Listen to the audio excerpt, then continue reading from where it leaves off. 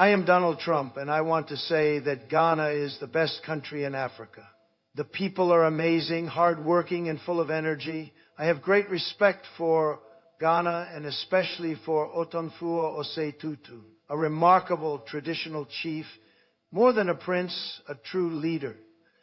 In 2 weeks, I will visit Ghana to meet him and experience the incredible culture firsthand. While talking about Ghana, I must mention a young Ghanaian football analyst named Graham. He is an outstanding talent, not just in football, but in changing lives. Through his expertise, he has helped many people achieve their financial dreams, build houses, own cars, and even travel abroad for education. Honestly, it should be 100% of the black people should vote for Trump, because I did more for black people than any president other than Abraham Lincoln. It's true. It's true. I did more than any president other than Abraham Lincoln. Think of it. Criminal justice reform. I took care of the black colleges and universities. Truth is plain to see. If you want freedom, take pride in your country.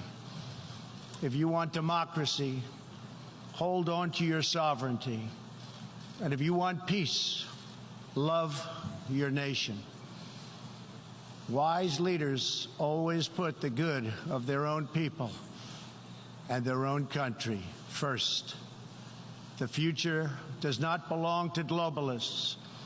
The future belongs to patriots. The future belongs to sovereign and independent nations who protect their citizens, respect their neighbors, and honor the differences that make each country special and unique.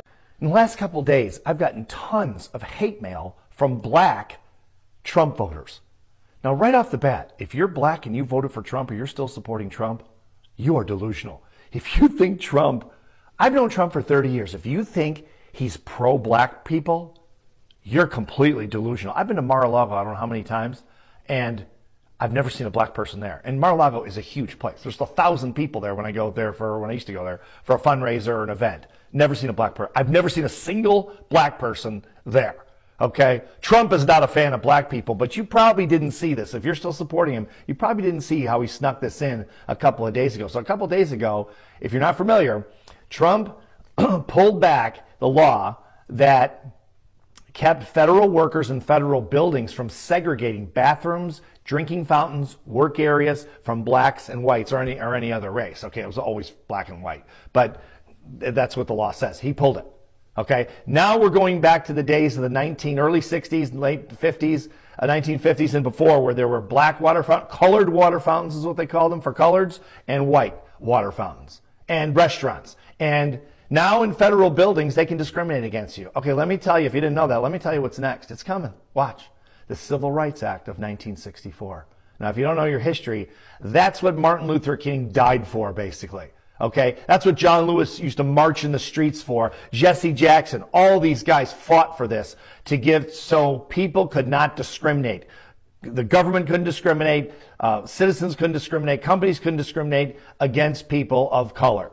Okay, if he pulls that, we're headed back to 1950. And if you're black, you ain't gonna like it, let me tell you. Okay, I don't know how many of these people that are sending me hate mail that are black are educated people, but if you know your history, I don't see how you're supporting Trump. Wake up before it's too late. It's going to take generations to pull this back together if we ever do. And you don't want to live in a country when you're a black person that's circa 1940, 1950. It was not a pleasant experience. Okay. That's why the civil rights people marched and did all the things they did, because they had real guts. They weren't sitting back. Another thing I'm getting from black people is, oh, well, you can march now. We did it in civil rights. It's your turn. Are you kidding me? If you're not a wealthy white male, he's coming after you. He's coming after your rights. Women, Hispanics, military people as well. They're a minority as well. He has total disdain for the military. I don't know how many times he has to tell you guys how he thinks you're suckers and losers. He said it a million times. Okay, he has no respect for military people. He doesn't understand, and I've had this conversation with him personally over the years. He doesn't understand why people go into the military, risk their lives, basically for politicians that don't know what the hell they're doing half the time anyway. All these kids died in Vietnam, when I was growing up, and we didn't even have a good reason to be there. Okay, so there's a lot, and that's how Trump feels. He thinks you're suckers, you don't make any money. Okay, so if you don't make any money, he doesn't respect you anyway, which is obviously ridiculous. I mean, military people are patriots, obviously, but he doesn't believe that. He's not on your side. Guys, wake up before he pulls every right you have. Again, I fit into the, I'm a white, wealthy male. Okay, he's not coming after me, although he'll probably come after me for doing posts like this. Eventually, he'll shut me down. He'll shut every voice down. Free speech itself will be shut down. It won't take long unless we can get rid of this guy as fast as we possibly can and overturn this administration. And the only way we're going to do it is if people stand up. Here's my message to people. If you're one of the people that's sending me hate mail, stop sending it. I don't care. You're delusional. If you think he's on your side, you want to be delusional, you want to go back to separate drinking fountains and all the major discrimination that you never even saw before because you're too young, that's up to you. It's pretty stupid. But I'm not going to suffer for it. You're going to suffer for it. Every black person is going to suffer for it. For that matter, every minority is going to suffer for it. Wake up, people. It's time to fight back. In my eyes that I can't see too many people out there, but I can only see the black ones. I can't see any white ones, you see. That's how far I've come. That's how far I've come. That's a long way, isn't it?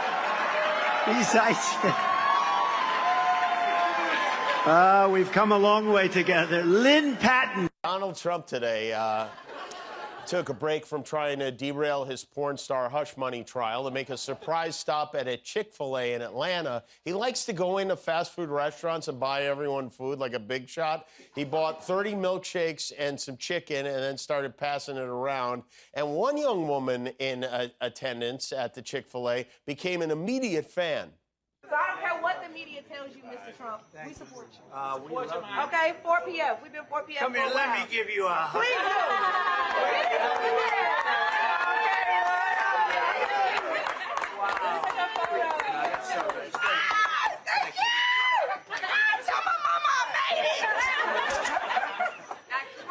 Thank you, sweetheart. That's really nice.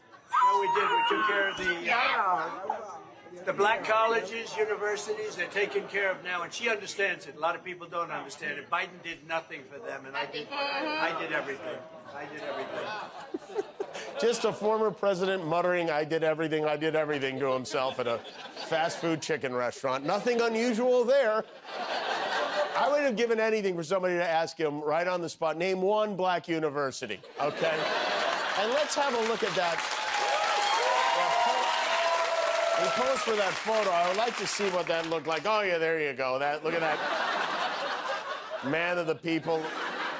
Joe Biden invested $7 billion in historically black colleges and universities, but Donald Trump, who lost Georgia last time, believes bigly and strongly that this time he deserves to win there. Why should the people of Atlanta vote for you? Because I've done more for the people of Atlanta than any other president by far. I've done more for the black community than any other president since Abraham Lincoln, and maybe including Abraham Lincoln, frankly, but since Abraham Lincoln. I don't know. Who is this person? The fact that he's able to say the words, I've done more for the black community than maybe Abraham Lincoln, and then not start laughing hysterically, it's incredible. He might as well be saying, I am a black person. It would be equally preposterous. Appreciates it, I believe. They just don't want to admit that. Just listen to some of the appalling waste we have already identified. $22 billion from HHS to provide free housing and cars for illegal aliens. $45 million for diversity, equity, and inclusion scholarships in Burma. $40 million to improve the social and economic inclusion of sedentary migrants. Nobody knows what that is. $8 million to promote LGBTQI+ in the African nation of Lesotho, which nobody has ever heard of. $60 million for indigenous peoples and Afro-Colombian empowerment in Central America. $60 million. $8 million for making mice transgender. This is real. $32 million for a left-wing propaganda operation in Moldova. $10 million for male circumcision in Mozambique.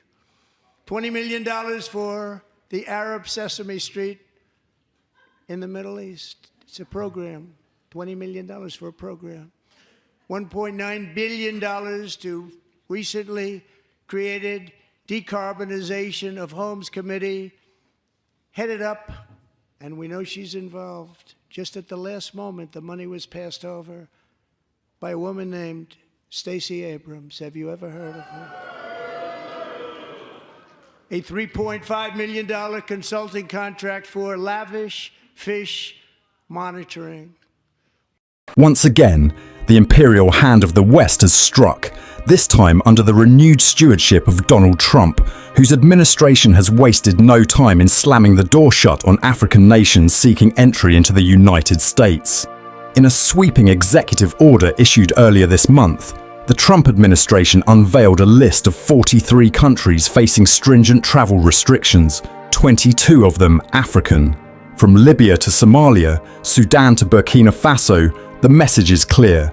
America's gates are barred, and the continent's sons and daughters are once more deemed unworthy of crossing its thresholds. Yet, as the dust settles on this latest affront, a deeper truth emerges, one that resonates with the spirit of Pan-Africanism and the unyielding call for African self-determination. This is not merely a ban, it is a mirror held up to the face of a continent long shackled by its own leaders' greed and complacency. It is a wake-up call for corrupt African elites to abandon their begging bowls and invest in the soil of their ancestors.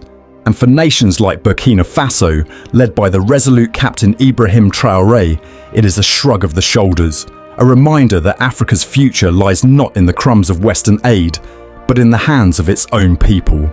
Let us first dissect this so-called travel ban. Trump's memo, cloaked in the language of national security and economic protectionism, paints a broad brush over nations deemed insufficiently aligned with America's interests. The red list, those facing a total ban, includes Libya, Somalia and Sudan, nations already battered by years of Western meddling and destabilization. The yellow list, given 60 days to address concerns or face harsher measures, features a litany of African states, Angola, Benin, Burkina Faso, Cameroon, Chad and more, a roll call of countries whose only crime, it seems, is daring to exist outside the orbit of Washington's approval. This is not a new playbook. During his first term, Trump's infamous Muslim ban targeted nations like Nigeria and Sudan, cloaking xenophobia in the guise of policy. Now, in his second act, he widens the net, ensnaring nearly half the continent in a web of exclusion. The message is unmistakable. Africa, to Trump, is a monolith of chaos, corruption and unworthiness, a narrative as old as colonialism itself.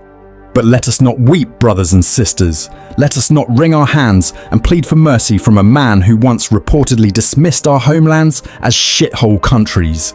This ban is not a tragedy, it is a revelation. For too long, Africa's leaders have groveled at the feet of Western powers, trading dignity for dollars, sovereignty for scraps.